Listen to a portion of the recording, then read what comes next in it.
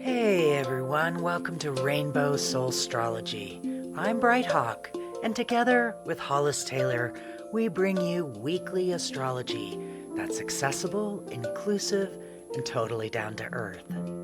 Hollis is a seasoned astrologer and psychic medium. I'm a musician, artist, and storyteller who loves making the cosmos relatable. We're both passionate teachers who love answering your questions and helping you navigate life through the stars. Each week we start with a guided meditation to tune in to the planetary energies.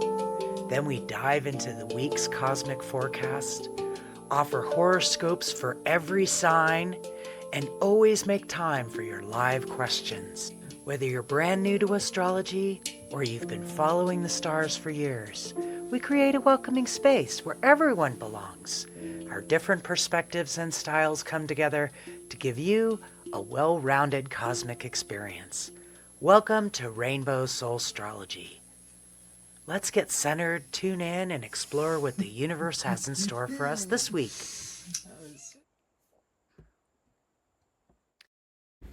Hello, welcome everyone. It's good to have you with us. Thanks for tuning in to Rainbow Soulstrology Forecast. We appreciate you so much for joining us and tuning in. We are so grateful for you, and we're grateful when you follow, when you comment. Please leave us a comment. Please share. Please do whatever you need to do so we can keep this running for you. And we appreciate it when you let others know about how useful Rainbow Soul is for you, just knowing the forecast and things like that.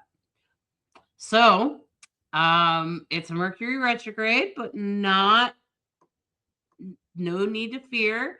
I'm always telling people Mercury retrograde is not something to fear. No transit in astrology is necessarily to fear, because whatever's going to happen is going to happen. And best thing for you to do is to maybe be prepared, and maybe also be open to what positivity it might bring you, especially this Mercury retrograde. So I hope you're tuning in this week so we can talk more about that, about everything that's coming up this week. Let's take let's take a few minutes to ground with Bright Hawk's music. So I'm gonna just get her started.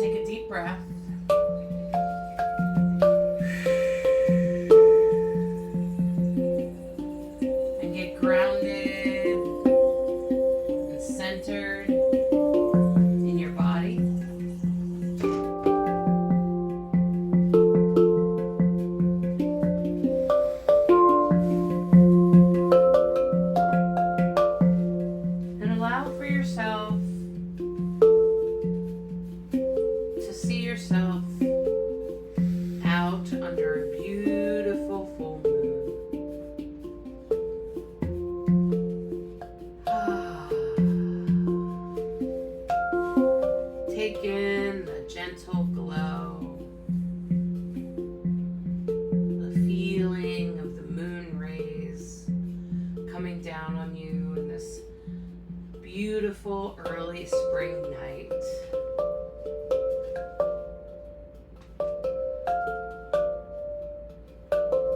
while it's not super cold, it's just chilly enough that you feel cozy in what you got. And you can feel the moon speaking to your soul.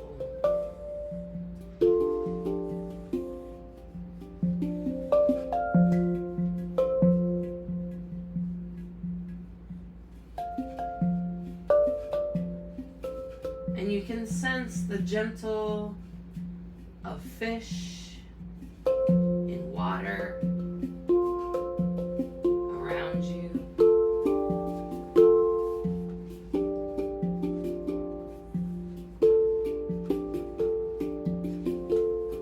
And slowly the moon begins to disappear. To move in front of it. Really slow and gently.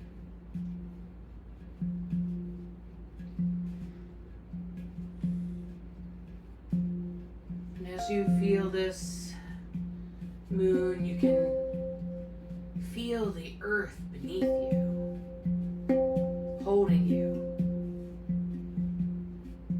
Like the goddess herself is holding you up, supporting you.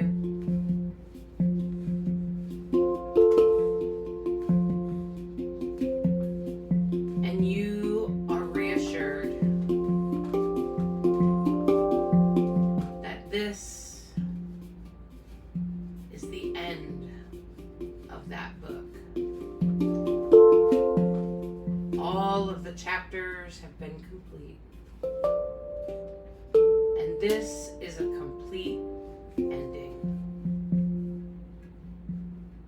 As the Virgo energy of the goddess holds you, and the fish of Pisces swim around in this moment of a lunar eclipse, you feel reassured and held, as if the goddess leans in and tells you, you did it. Congratulations. It's over. You have completed the cycle.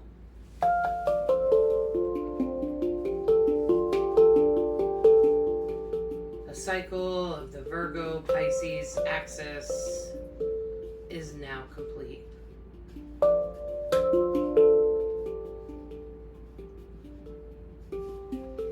And as you let anything else go, maybe some leftover emotions, maybe just a little fear or tension or any other emotions that might feel overwhelming, just let those go now. Let the goddess take those away from you. And trust in her reassurance that you are headed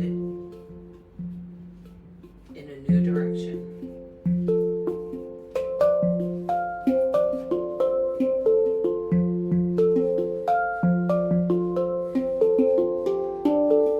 And as the moon, the blackness of the moon begins to light back up as the sun moves across the moon, you can feel yourself supported and held by the goddess in this moment as she leads you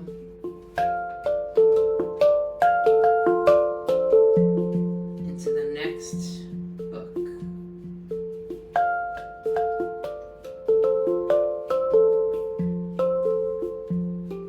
The next volume of your miraculous life.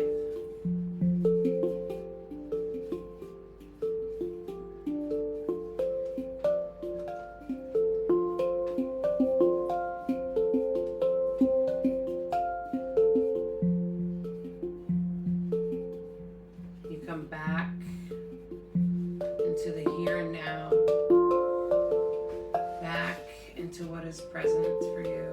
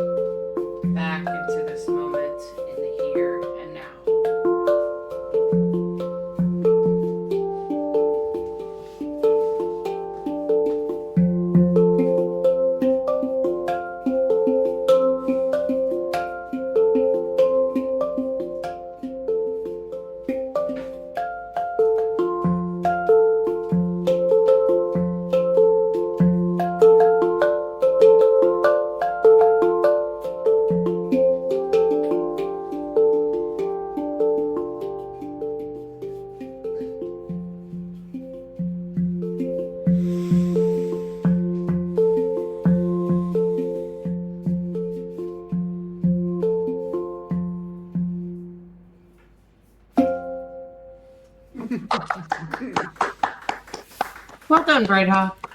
Well, It's thank beautiful. you. All right. Well, I hope that's inspiring to you. I hope that that's reassuring at the very least. We have been dealing with the eclipses and the nodes in Pisces, Virgo now, gosh, for about 1.5 to 2 years.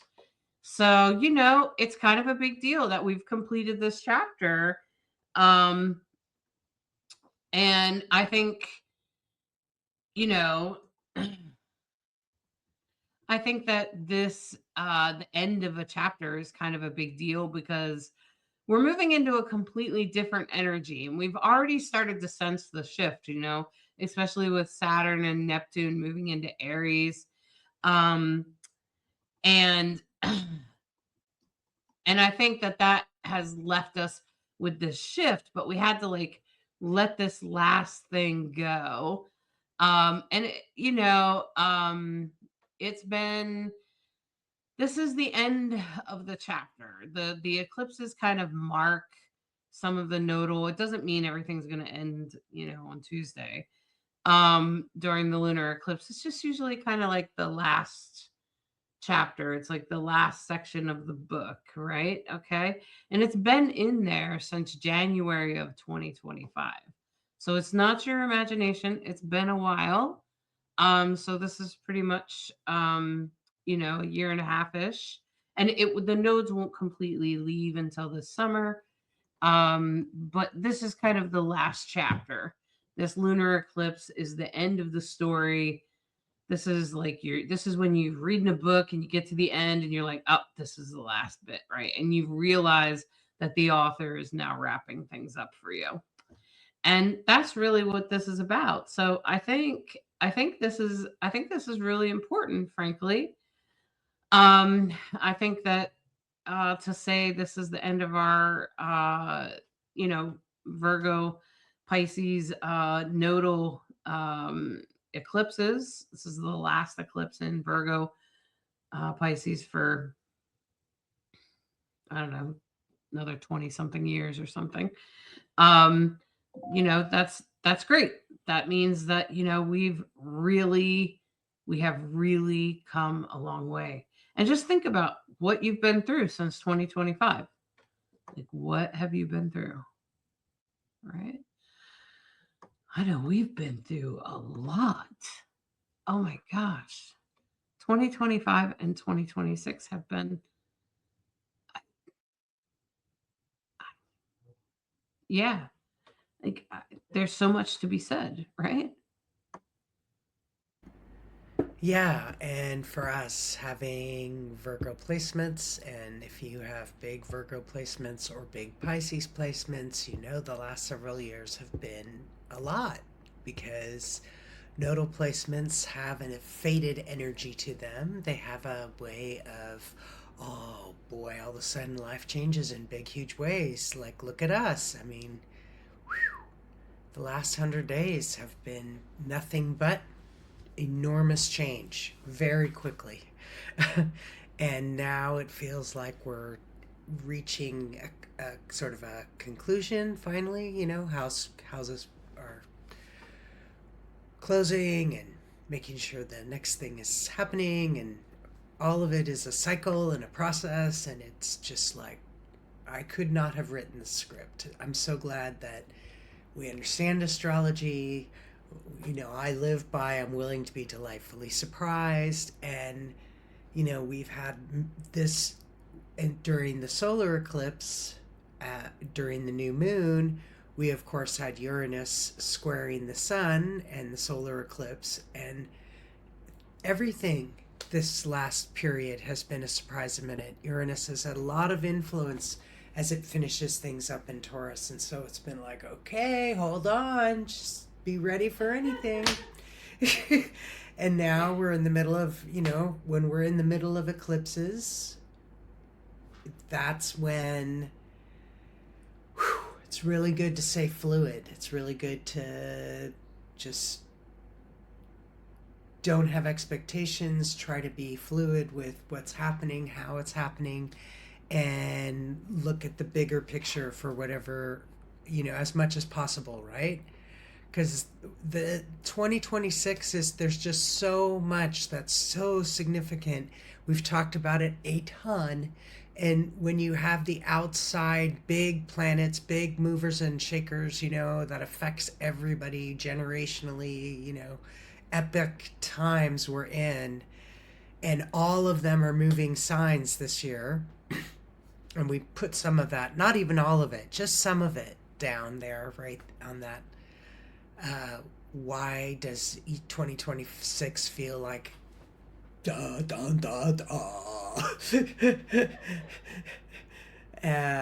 Because it is. Yeah.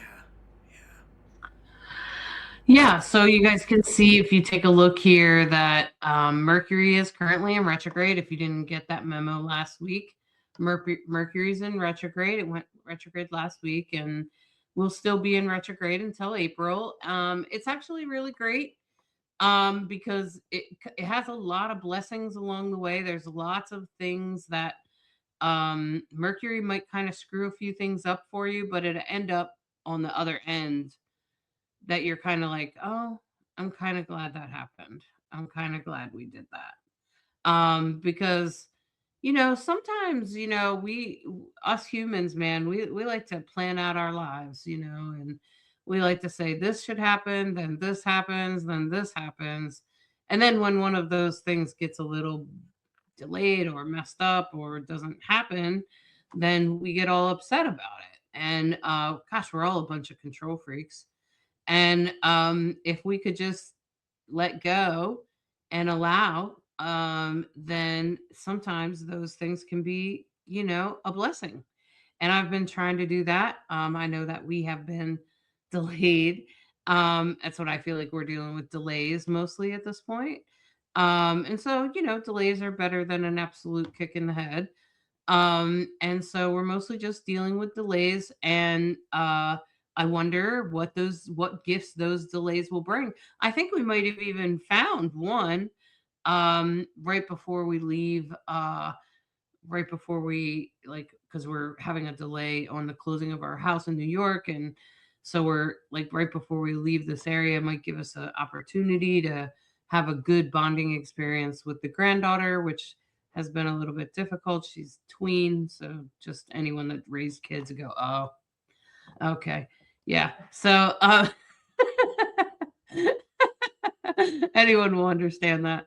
So anyone that's raised a kid will totally get it, and even some of us that don't. We've all been a teen before or a tween, and sometimes it's harder to to bond with them because they're trying to find their own independence, and I want her to.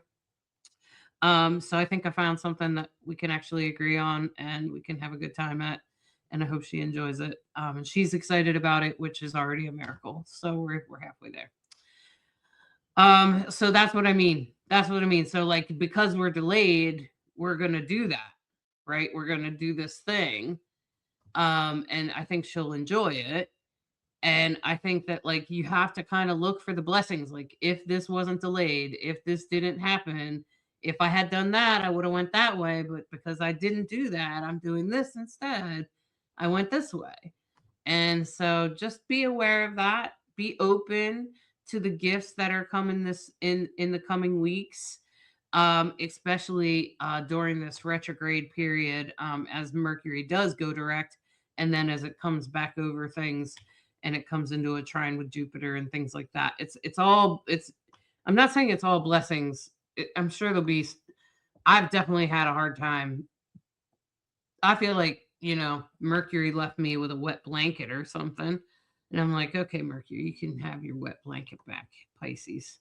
Um, but outside of that, I'm just saying, sometimes it can make you feel a certain way. So maybe not everything's perfect, but hopefully you can navigate it to the best of your ability.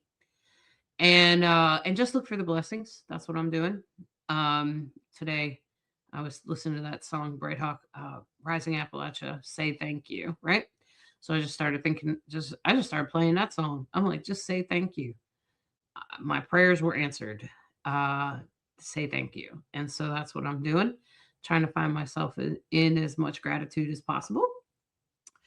And then, so on Tuesday, we're going to have a lunar eclipse, and that's like kind of the highlight this week. Okay.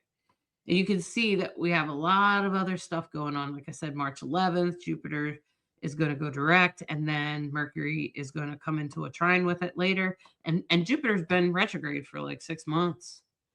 So, and Jupiter's like our good luck planet. And so when it's retrograde, it means good luck and growth isn't as easy as it is when it's direct. When it's direct, things tend to really grow, right? I find it interesting. I think it always happens like in the spring and the fall. It's weird. Huh? Maybe it's just a northern hemisphere thing. But anyway, and then we have Uranus entering Gemini, and eventually Jupiter will be done in Cancer. I feel like it's been there. I don't know. It's been there for a long while, like over a year.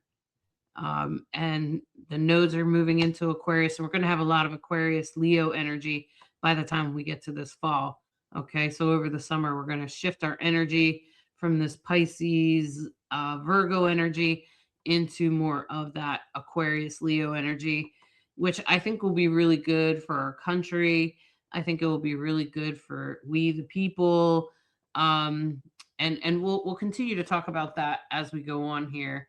And the next eclipse are not till August. There's always usually a set of eclipse that happen in the spring and then another set in the fall. I find it interesting that they happen during the transitional seasons. I'm sure that's by design, but essentially, transition in.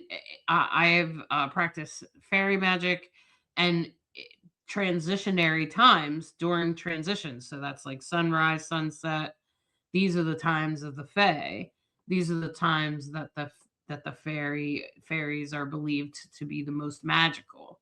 And that transitions are always the most magical because they have the most potential. And so I think eclipses can also speak to that because they usually happen, like I said, in the spring and the fall. So for the last 2 weeks, you've had a lot of potential, and hopefully you've taken advantage of that energy. So, and now we're going to close the chapter. So here we are. On Monday,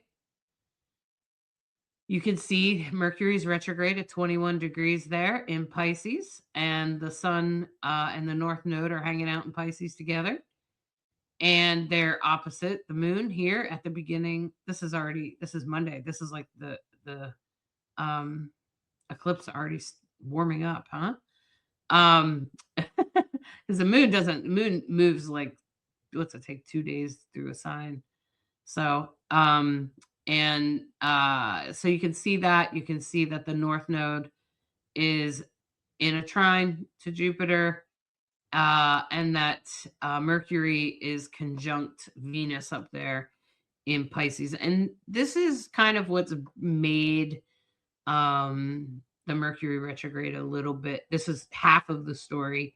There's two reasons why this Mercury retrograde is a little less intense or hard or whatever, or why it's bringing blessings. And so I've had somebody ask me why is this one different, and so here's my explanation. So Mercury and Venus are together. Venus is what we call exalted in Pisces, which essentially means that it's super powerful, and it's at the height of its energy. So when it's exalted, when any planet is exalted, it means that it's really loud with whatever kind of energy it holds, and different planets hold different energy.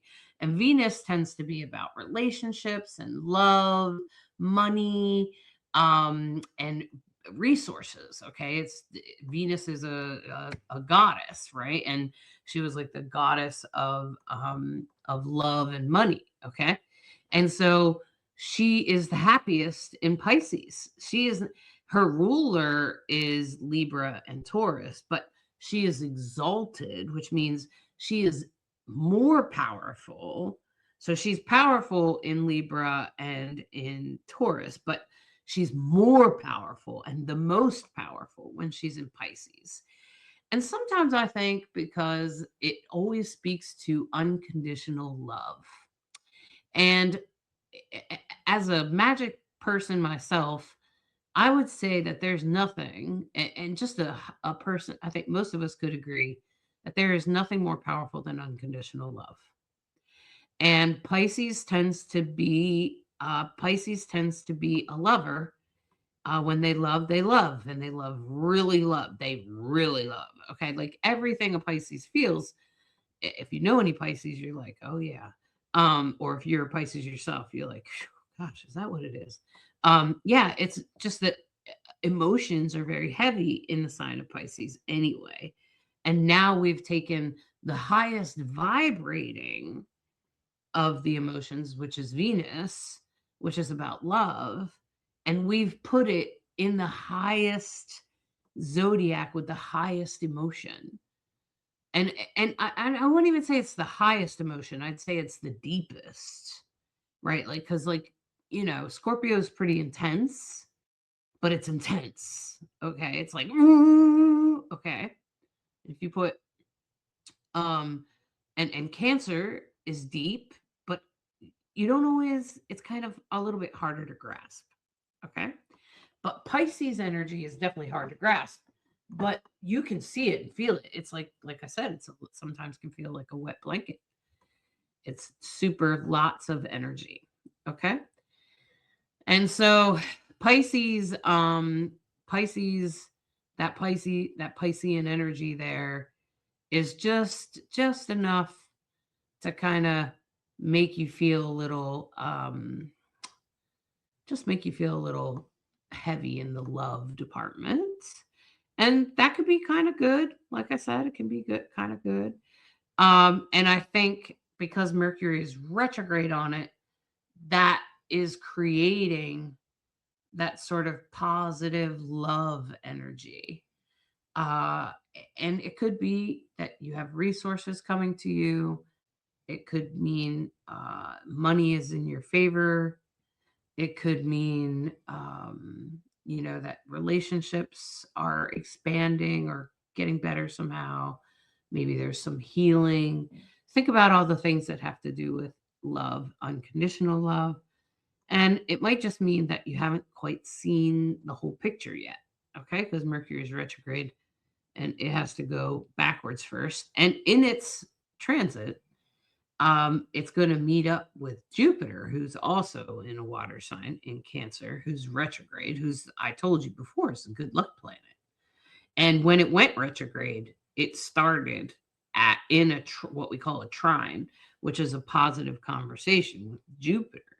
So it started there when it went retrograde. It got all the way to 15 degrees, and then, it got to 15 degrees, and now it's going backwards. And now it's at 21 degrees, and it's going to go a little bit further, and then it's going to go direct. Okay. But in that, it means it's also speaking to Jupiter the whole time because it started its Mercury retrograde then. Okay. So we have two what we call benefic planets, Venus and Jupiter, both in water signs. Plus, there's also a positive energy. And you're like, but Hollis, positive things are not happening in the world. That is true. Well, it can seem like they're not. Okay. I have wondered about that because obviously Neptune and Saturn are in Aries, and obviously a war has started. Donald Trump decided to start a war. I'm sure nobody's surprised listening to this. It's kind of like his thing. He has Mars on his ascendant. He leads with war. Um, but maybe this is what will be the catalyst to get him out of office. Maybe there's some sort of blessing coming with this that we can't see right now. And not that those people in Iran should have to die to get this guy out of office, obviously. But and maybe there's some sort of blessing that we can't see right now. Okay. I don't know exactly. I say it sucks. Saturn and Neptune are in Aries. They are conjunct still in Aries at 1 degree. And that definitely creates a level of potential for war. And we've been looking at it for a long time. And so it's kind of like both are happening at the same time. Okay. And there's a lot of faded energy. There's a couple yads this week. So I'll just let you know that most of the week is all faded. And so a lot of the things, I believe if you can find it in the chart, it's faded. But they say some things are more faded when there's a yacht or whatever. And so, maybe that also speaks to, no doubt, the universe is unfolding exactly as it should. What did you think of this, Bright Hawk? Well, I find it interesting on Monday that Mars has moved into Pisces, which I'm hoping cools things off, but I doubt that it will because it's square Uranus, which means some kind of surprise, more surprises. We just keep seeing Uranus very much involved in a square. It's an intense energy. Something's going to give. That's what a square is. It's this or that. You it creates opportunity to take action, and a choice to not take action is a choice as well, right? So that's the part of the chart that always creates more tension, that it makes you go, Now, the thing that jumps out at me, of course, on this chart is I'm looking at the moon conjunct the south node. Of course, it's all lined up for the eclipse, which will happen Tuesday morning in Virgo. And you see those green lines that are pointing at the moon in the south node, and we call that a yod, or a finger of God.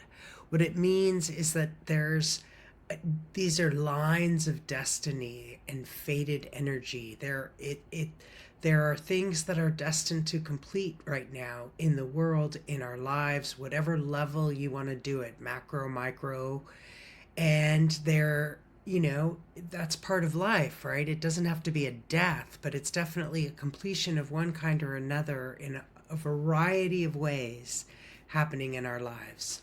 It's been interesting to see the number of in memoriam things happening in this eclipse, how many people have passed through the veil, because this is when the veil is very thin. This is when things can just, it's destined.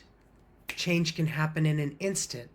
We all know this is part of life. And so becoming aware of, okay, there's an energy moving here, and what is it that helps me keep my house clean or be grateful for what has been? I like the gratitude idea, Hollis.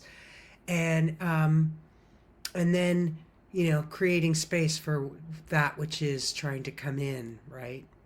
So moon in Leo sorry, moon in, that shouldn't say Leo, that should say Virgo, is all about, and of course, Virgo loves to find solutions, very much a nurturing vibe, a earthy vibe, a grounded vibe, um, a integrous vibe.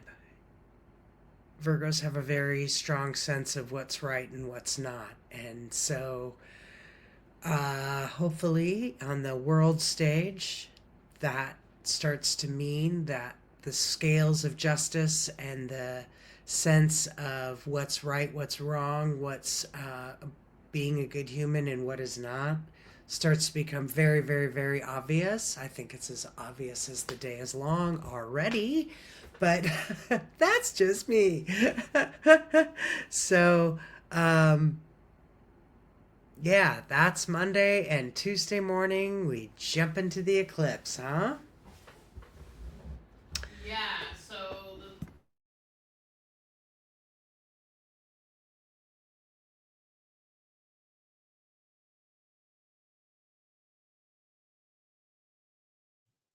so the eclipse is at, sorry about that. The eclipse is at 4:37 a.m.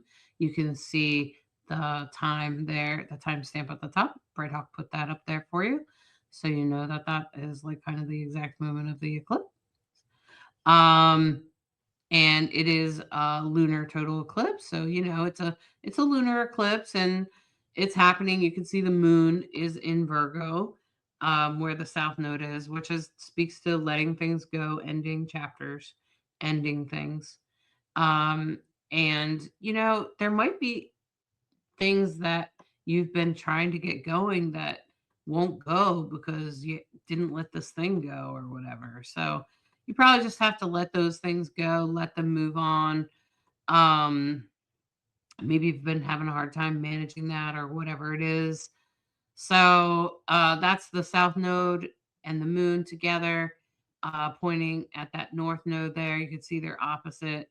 Yeah, Mars is in a square to Uranus. I think the Mars moving into Pisces, it's probably Mars in Pisces usually can sometimes be internal. Um, Sometimes the anger is internalized or expressed. At the very least, anger is expressed through tears, and I've already seen that. There's I don't know how many videos, reels of people, young people usually crying, um, because of because of the war that was created by Donald Trump, and they've been crying, and now they just continue to cry. That's a little bit of what we could see more of that. There could be emotional action taken because somebody's feeling emotional, which I think has kind of already happened, right? Donald Trump was obviously frustrated with this guy and then just bombed the country. Um, so uh, I don't think war is ever a good way to go. So I'm kind of a peacekeeping freak. So, you know, maybe it's my Libra moon. I don't know. Stellium in Libra. That probably did it. But Mars in Pisces is very much speaks to emotional action or acting out emotionally. So we could see some people do that, particularly people that are. Um, I was listening to us talk about how some people resist life. Actually, I think it was Michael Beckwith, and he was saying that some of us, will go with life. So you know, we'll see what the universe wants us to do next, and we'll do those things. And generally, I was also, and if you put that together with some astrologers who say some less enlightened people will struggle with certain transits more than an enlightened person or a person that's more awake or more in tune with the energies of the universe. So when you're more in tune with the energies of the universe, you may not feel every transit quite as intensely or the same way that someone like Donald Trump would feel, because obviously he's not in tune with the universe, right? So okay, so we can agree that he's probably not. I don't know any politician. I guess there might be some politicians that won't be prejudiced, but we can at least say that Donald Trump's probably not in tune with his universe or his energies or his guides or anything like that. Okay, and maybe he is. Who knows? But I would say that he may feel it more than you may feel it, right? So you might feel like you just feel very emotional about taking a certain action, or like you might even hold certain emotion in, or you might try to keep the peace or whatever, because Pisces generally likes peace, and Mars is war. So they're kind of opposites. Mars is not comfortable in Pisces, um, but someone else could strike out. So we could see people strike out during this lunar eclipse. Absolutely, mostly because Mars is in Pisces, and it could make people flip a switch very quickly. They could go from black to white or whatever, red to green or green to red. That's what an eclipse is. It's when things are turned on their head. But it could also mean that for a lot of us that are more in tune with our energies, that stuff comes to an end where we're finally like, oh, God, I'm so glad that's over. Gosh, you might even have to cry because it's so over. Because you ever just feel the release that you just need to cry. That's gonna be your response. And you just need to cry. You just need to release it. And so if that happens, just let the cry come. I always do that because there's probably some sort of energy or emotion that you weren't aware of, right? Okay. So that you just had to release and let go. Okay. And I feel like that's the Mars and Pisces energy. It's going to amplify this a little bit. The good news is that Saturn is trying to chug along and get itself away from Neptune, which I think is really good, because it will make it harder and harder for the system to hide things, such as the Epstein files. So I think this will bring the truth to the surface. I do not think that this war is going to hide the Epstein files. I know a lot of people think that is the tactic. And while that might be an approach, Saturn's not going to let that happen, particularly now that it's in Aries and it's going to be moving away from Neptune. It's going to slowly just pull stuff back. And they won't be back together for quite some time. I think at some point Saturn goes retrograde, but for the most part, Saturn's direct now, and it's chugging along. It moves way faster than Neptune, way way way faster. Um, and so it's just going to bypass it, and it's just going to reveal. And let me just say, Saturn is a truth teller. It's a truth teller. It's a teacher. It delivers lessons. This is why when you go through your Saturn returns, you feel um like a part of you is revealed, like you suddenly become aware of things that were suppressed or oppressed in the past, and all of a sudden now you can speak your truth, or you're aware that you've been suppressing your emotions most of your life, or maybe you become aware of the trauma that you grew up with, or whatever it is. A lot of people go through that between the ages of 27 and 30. And then once Saturn gets going and their Saturn returns is done, they realize what things were actually Saturn will deliver a list of lessons of some sort. I came out of the closet, for instance, things like that. Okay. So, and so that's what Saturn does, is it tends to reveal the truth, not usually in a good way, Well, I mean, in a good way in the end, but it's not always very comfortable. Um, it's kind of like ripping off the Band-Aid or something. It hurts. Um, but this is a this is the lunar eclipse, so it's Tuesday, early morning. I would say that the lunar eclipse counts on Monday, Tuesday, and Wednesday. Like, I always feel like it's the couple of days before, and even today, Sunday. I feel like it's always a couple of days before. So hopefully, what Donald Trump did, that will be it. Hopefully, that will just be the end of it.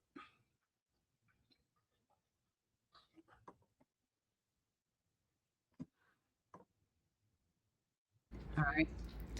Agreed. The eclipses are powerful times, so if you can really pay attention to what's happening in your world, I hope you can hear my dog is lapping it up over there.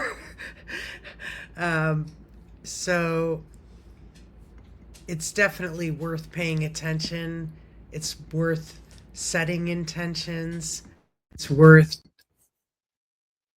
reflecting, journaling, making wishes.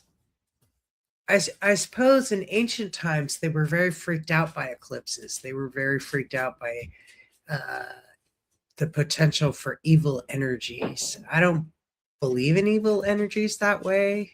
What I do believe is that the veils are thin, that there is an opportunity to reflect and speak what you are grateful for and what you would love to see happen, but you give it up to the universe for whatever is meant to happen, and paying attention to how it all unfolds. So many of us came into astrology in a big, strong way during our Saturn returns. I know I did. I know I did. My first reading was right around that time, for sure. And what a helpful roadmap astrology proved to be in the greater what am I here for? What am I supposed to be doing? How am I supposed to be doing it? What are the most important things I need to focus on this incarnation? You know, little questions. Yeah. So eclipses are important. They're um, definitely times to notice and see how things are unfolding. See how you are participating in the greater flow of life, because doesn't just happen to you alone, it happens to all of us. So there's definitely a larger story that's unfolding, and then our very own personal story, which I'm seeing a great deal of in these charts because, like I said, Hollis and I have big Virgo placements. If you have big Pisces placements, if you have big Virgo placements, you're definitely very aware of this eclipse and have been probably of every eclipse for the last several years. Aquarius and Leo, you're next. and of course, we've stressed the importance of the world point, the Saturn Aries sitting at 0 Aries, the world point. Everything's changing, isn't it? Like it or not. And yeah, definitely feels like we are in a pray that every day you make that day, like you can be the best you can be every day. Like, you know what I mean? And if we all do that, we'll get through it in an amazing way. But right now it looks like, boy, I don't know what comes next. I don't think anybody does. But at the same time, we know there's no going back. There's no pretending that everything is changing. It's all, coming apart. And let's hope that we rebuild in the best possible way and for the greatest good of all, right? So Monday, Tuesday, Wednesday, pay attention to the eclipse vibes, yeah? Yeah, on Wednesday I was noticing that that the Neptune and Saturn are part of sextiles to Pluto and Uranus. So the Uranus has been in Taurus for a while now, but it turned direct. And Uranus is about our life path. It usually kind of puts us on our life path, especially if we're off. And it's finishing up its chapter in Taurus. It won't be complete until a little bit, another month or two. But as it finishes up there, I noticed that it's in a sextile here. It's actually in a sextile to Venus in Pisces, which I was like, oh, okay. Uranus is, um, like I said earlier about Venus, this is this is about unconditional love. This is about love being the answer. This is about love coming on board and being part of the story. All the while, Saturn is approaching a sextile to Pluto. And Pluto is in Aquarius over there saying, we the people. So when we start talking about the politics and stuff like that, we very quickly, Saturn rules the system. And this very much speaks to how we, the people, how the protests are probably going to become more powerful. And then, of course, both of them are in a trine to the moon, which, of course, just finished an eclipse and is still in Virgo. So it's still in that eclipse energy. It's trying to finish it out on Wednesday. And I just feel like Monday, Tuesday, Wednesday, that's when all the intensity is, you guys. That's when whatever's going to happen is going to happen. Okay. Um, and it's going to amplify. The emotions are going to amplify. I mean, take a look around, we can take a look around in our country and we can clearly see what's happening. We can clearly see that a lot of different things are happening all at once. And so I just would say Monday, Tuesday, Wednesday with this energy, and then the moon being in opposition to Venus, I just feel like this is really going to speak to the unconditional love. And, um, maybe we start singing songs of resistance about love or something like that. It's like, I don't think anybody wanted this war except for Donald Trump. And the interesting thing is when you get to Thursday, I was like, oh, and Bright Hawk was like, yeah, it looks like pretty much once we get to Thursday night, there's a void of course moon. And that will be going until 4 a.m. on the 7th. So that's like more than a day. It's more than 24 hours. It's like 27 hours or something like that. So it's a little bit more, and it will lead us to a void of course moon. Well, Bright Hawk, why don't you talk about that? Well, I didn't name it. It's called Void of Course. And it's the moment, it's the space in between when the moon is changing signs. And of course, the moon changes signs about every 2.5 days. Of course, the moon takes a month, 30 days, 28 days to cycle.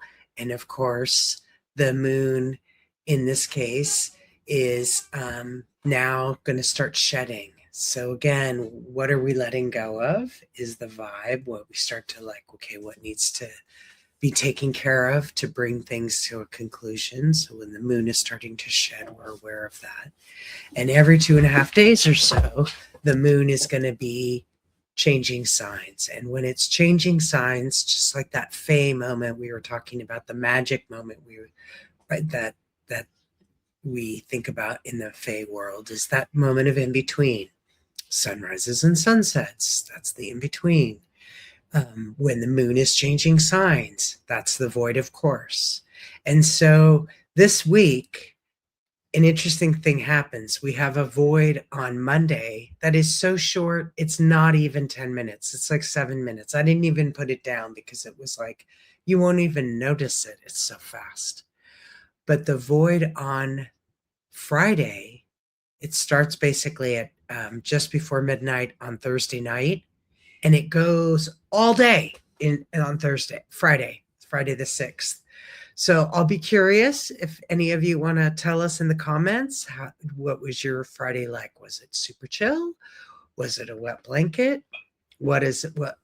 When we talk about the void, a lot of people talk about it's a good time for self-care. It's a good time for taking a break, not initiating things, not trying to get things done per se.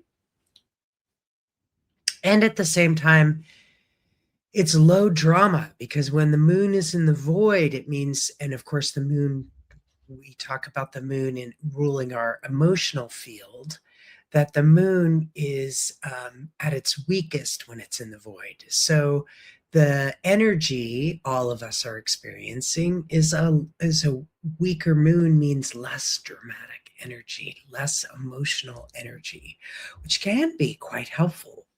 So we've been sort of surveying all of you about what's been your experiencing during these voids. Does it feel like, you know what? My head was quieter and I actually was able to get some writing done, or whatever it is that you need to get done. Some people have actually said it was productive.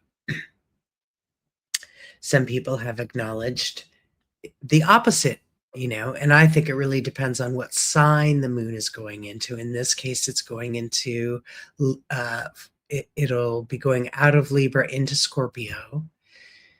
So Scorpio tends to be deep feelings, secrets, hidden, what's hidden, right? And so, yeah, let us know in the comments about what's the void on Friday like for you, the void, of course, moon.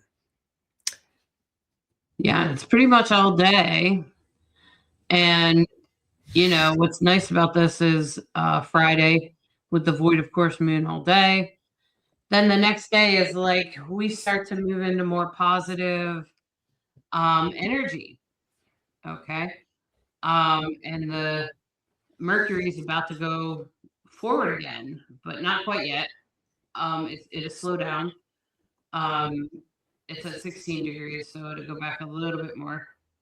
And but Saturday and Sunday there's a grand trine. This is where Mercury's come back to Jupiter, and it's kind of saying, "Hey, here's that gift I wanted to give you. Here's that thing I wanted to give you." But by the way, and so you may not get it right away, or you may be like, "Ah, man," and it might be kind of a pain in the butt or something at first. This will be another one of those moments, but I'm pretty sure it's going to end up being a blessing in the end. Okay. So, but with the grand trine there, it's going to come together really easily. It's not going to be a bunch of banging your head on the wall. It's not going to feel like that. It's just going to come together very easily. Yes. It's very emotional. Okay. And it could mean, I will say that because Jupiter is still retrograde, Jupiter doesn't go direct, I think, until next week. I can't remember exactly what day, but I think it's the 10th. Um, when Jupiter goes direct, it will be better. But if you're part of a protest, this could be hangups with the protests. We've had a lot of things go wrong with protests, but I think it's more fuel for the fire, more reasons why this administration is a hot mess. um, I don't know why we need any more reasons, but clearly we do, because he's still in office. So I just say, just keep adding to the list, I guess. I don't think he should have been there to begin with, but it's just me. I don't even know how he got to be president the first time. So I'm still in all in that, right? I'm still hung up on the first time. and, and everything else feels a little unbelievable. So,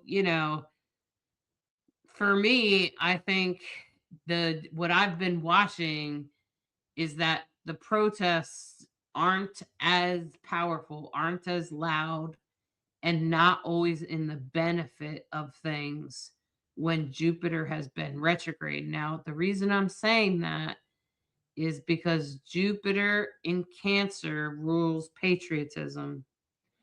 And when I first started watching this transit with Jupiter, I was afraid it was going to speak to exactly who we think of when I say patriots, but it doesn't.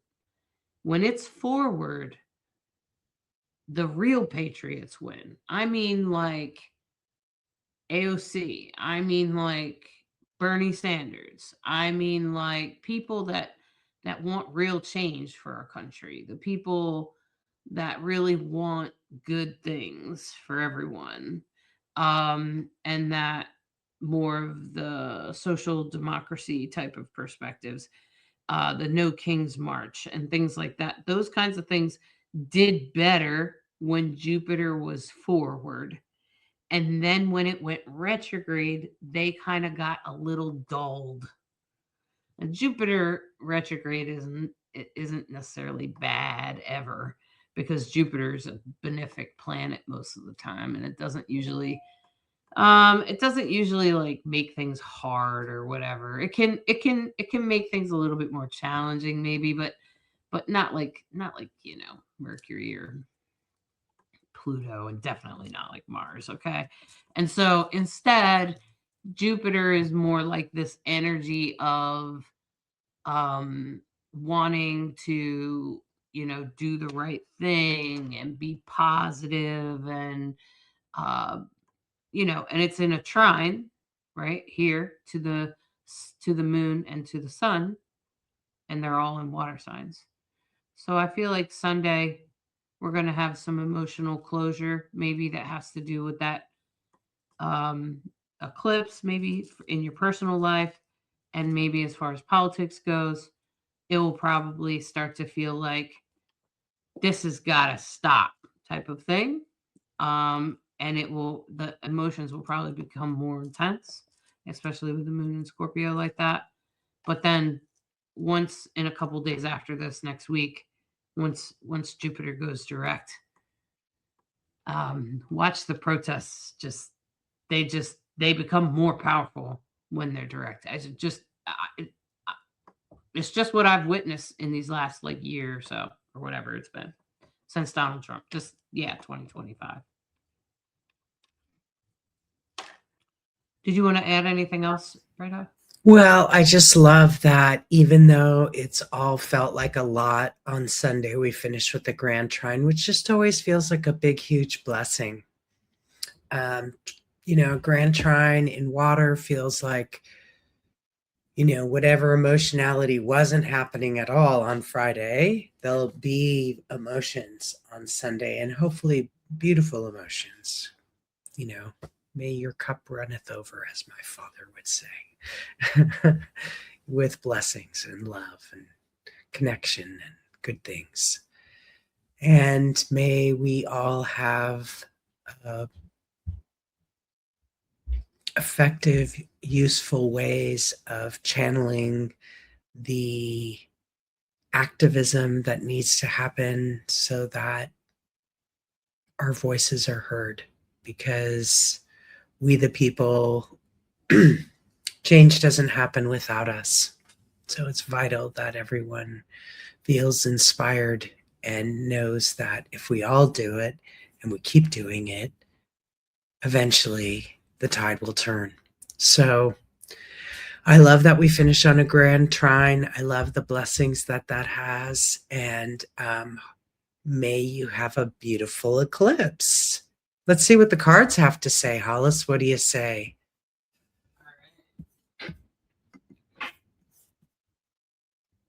Let me change that and give them a chance to shuffle the decks. I don't know why their screen gets so dark, but just so you know, we love to do the tarot reading. Hollis uses the Love is Love deck, which is every card is painted and created by a different LGBTQIA artist. They're wonderful cards. And I never ceases to amaze me how the tarot and the astrology speaks in beautiful, coherent themes to help us sort of see our way forward. So Hollis does a 3-card spread, one for the past, one for the present, and one for the future. Okay, I'll let them take it away. The first card is the Ace of Wands. And as you can see here, the Ace of Wands is very much about our thoughts and our intentions being in the right place. This is about us setting intentions about where we were going and what we were doing, and even getting through that heat, and even sort of tolerating whatever we had to tolerate in order to get our intentions manifested. This is like a manifest. This is a card about recognizing spirit kind of pointing out what were your intentions when you first started this. Did your intentions come true? Have they worked out okay? And that's really what the Aces of Wands is doing here. Spirit's trying to remind you of what your intentions were before, okay? Especially since we're at the end of a chapter. And this is the Three of Pentacles. This is a card that's really speaking to, community, a sense of having support, having people available to you to support you if you really needed it. This is being the Three of Pentacles. It speaks to community supporting you and that being a resource of some sort. So this is really about your resource now. This is really about the community that you have that is a resource. Even if they're not exactly the same as you are, they are still some sort of resource. This can also be family. Family that is a resource, a community support for you in some way, and reminding you that you now have that available. And going forward, this is the moon. This is interesting that this is part of this, because if you remember, my meditation in the beginning was about the moon, but it was also about the goddess, and that's what this card is about. This card is essentially about the moon goddess, or the spirit of the goddess, and how the goddess can really hold you, and how she is with you every time you look at the moon, and the cycles of the goddess. And that's really what this card is about, is to remind you that this is an end to a cycle. All cycles have a beginning and an end, and this is now the end to a cycle. And new chapters will begin here soon in this coming year. We will be starting new chapters. We are in a transitionary period right now, and that's what this is a reminder of. And the fact that we're having a lunar eclipse and to get the moon card speaks to cycles. That's really, we are in a cycle right now. So just be aware that all of astrology points out to the cycles that we're in our life, right? So this is a reminder of those intentions that you set back when in the past, that maybe you've had to make some sacrifices for, or you've had to work towards, that have taken some time and some effort. And the spirit is saying, see, you set those intentions and I've answered your prayers. Now you have the support of your family, of your community. You have more resources available to you now. Take a look around at who's supporting you now. And as you go forward, be aware that this is simply a cycle. That this is, sorry about that. This is simply a cycle. This is the cycle of what is. This is the cycle of the moon. This is the cycle of the goddess, and how everything has a beginning, a middle, and an end. And that this is the end of this cycle.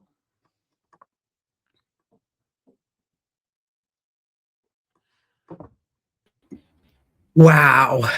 I don't think I've ever seen the moon card in the spread. That's so cool. How perfect. How incredibly perfect. I think Can't it's make this interesting that stuff up. I think it's interesting that it Oh, came up during the lunar eclipse, right? exactly. Yeah. Exactly. Totally amazing. Yep. Well, we hope you all have a great week. I hope you take time to listen. Join us on Monday evenings where we're happy to answer any questions you might have about your chart, where this all applies to you. It's always fun to do Q&A on Monday night. And thanks so much for listening, sharing, liking, subscribing, all that good jazz. It makes a huge difference. We really appreciate you, and we wish you much love and many blessings for a great eclipse. And we'll look forward to talking to you on Monday night. Thanks for listening to Rainbow Soulstrology, where we like to be a bridge between you and the stars. Take care. Have a great week. Bye-bye. Thanks so much for spending time with us this week. We hope you're feeling more connected to the cosmic energies and ready to work with them in your daily life. If you enjoyed today's show, please hit the subscribe button. It really helps us reach more people who could use some cosmic guidance. And don't forget to share this episode with anyone who might need to hear it. We love hearing from you, so drop a comment, let us know what resonated most or what you would like covered next week. Your questions and feedback make our show better. Want to join us live? Subscribe!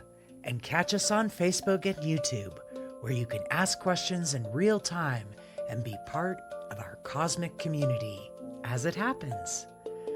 Until next week, trust your intuition, follow your inner wisdom, and remember, the stars are always supporting your journey. Thanks for listening to Rainbow Soulstrology, where we try to be a bridge between you and the stars.